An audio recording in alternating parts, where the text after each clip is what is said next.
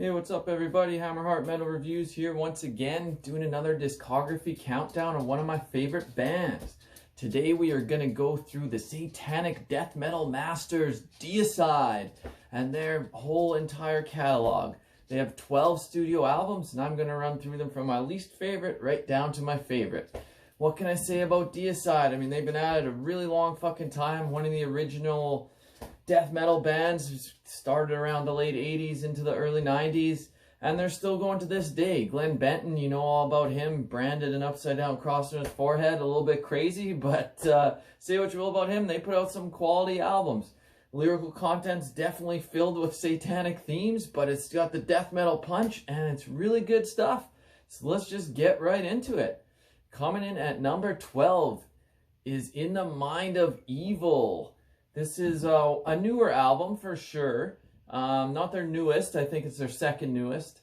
And yeah, it's coming last. Some of their later output kind of sounds the same to me. It's not necessarily as standout as some of the earlier works. I don't necessarily go back to this album a whole bunch. It's not bad by any means. It's not terrible. It's just not as memorable, not as catchy as some of the older stuff.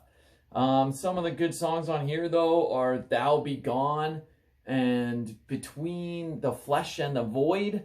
Yeah, those are a couple good ones. Overall, not a bad album. It's just coming last for me.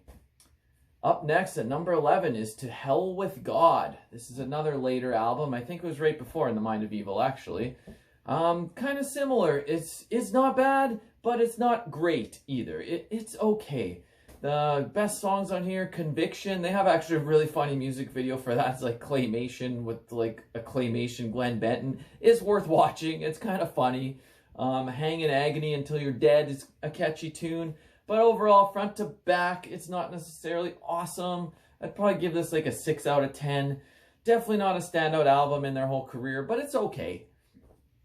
Coming in at number 10 is their most recent offering, which is Overtures of Blasphemy. This one's actually pretty good. I really liked it when it came out. I don't necessarily go back to it as much as some of the classics. If I'm in a Deicide mood, I still go back to the old ones.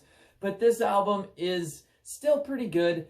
I'd give it like a 7 out of 10, 6.5 or 7 out of 10. Not much more than that, but it's still good. The drumming is really good, as always. Steve Asham, or Ashheim, I don't know how you say it. He's been with the band since the beginning. His drumming is just as solid as ever. So many blast beats, so many double kicks. Glenn Benton still sounds great, and some of these songs are not bad at all. Excommunicated's pretty cool.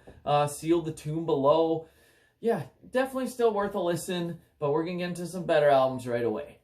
Coming in at number 9 is Till Death Do Us Part. This is one of the few albums where the lyrical content is not necessarily just all satanic. It seems more focused on that I think Glenn Benton might have divorced his wife or was going through a breakup, and all the songs were kind of about that and how much he hated her. So it's definitely interesting in the Deicide catalog to read these kind of lyrics, but there's still some pretty fucking killer songs on here. Hate of All Hatreds is really catchy. Angel of Disease, not Angel of Disease, this isn't Morbid Angel. Angel of Agony is actually got a really cool guitar riff in there. And overall, this is not a bad album. I'd give it a 7 out of 10 as well. Moving right along into number 8 is In Torment in Hell. This one, the recording is kind of a little bit odd. The sound is a little bit different. It's not very well produced, but it's still got some good songs on here. This one, same thing. I'd give it a 7 out of 10. It's definitely not a classic in their catalog. Definitely not one I go back to a ton, but there's still some good catchy songs like Vengeance Will Be Mine, the title track In Torment in Hell. Definitely still some good cuts on here. Let's move it right along. Into number 7 is Scars of the Crucifix. This was the last album with the Hoffman brothers on guitar, and I mean, they were killer. They write some really fucking good riffs on this album. Fuck Your God, that's a pretty killer song. The title track, Scars of the Crucifix. Glenn Benton's vocals are really on point on this. He's got the lows and the highs, and obviously if you know Deicide, you know they really layer the vocals on a lot of his recordings with the low and the high vocals coming in at the same time. Really cool effect.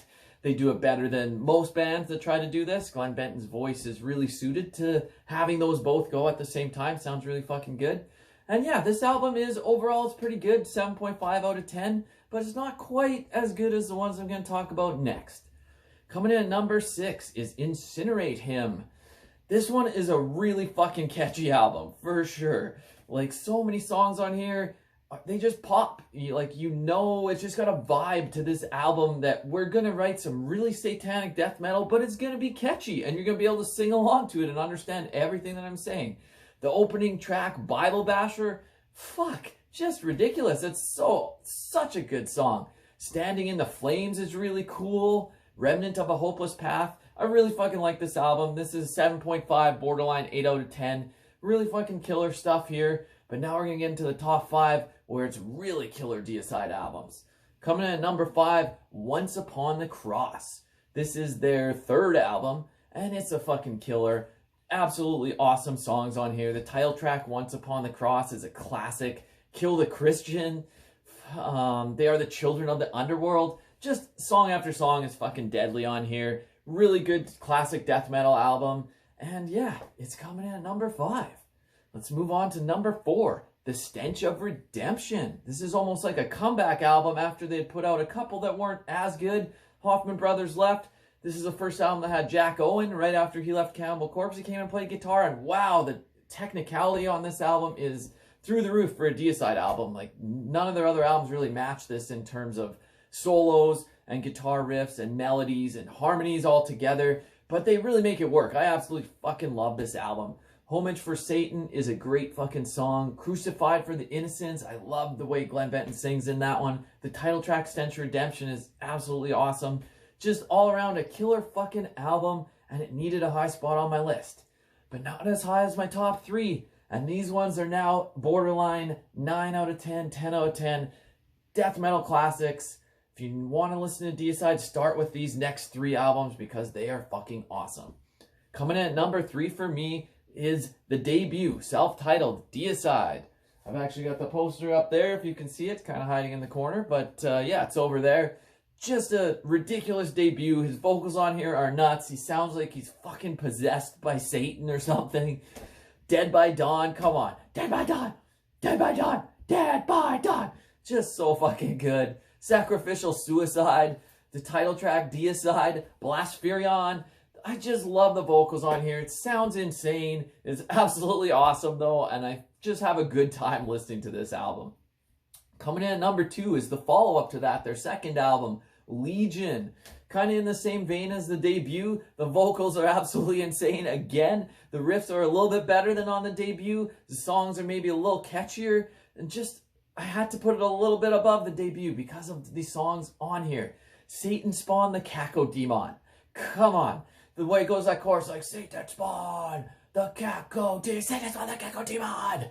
Satan spawned the Cacodemon. Just fucking hilarious and awesome. I know it's not supposed to be funny, but it still makes me laugh the way he sings it. And it's so good, though. It's laughable, but also fucking awesome at the same time. I love Deicide. I love this album. Dead But Dreaming is great.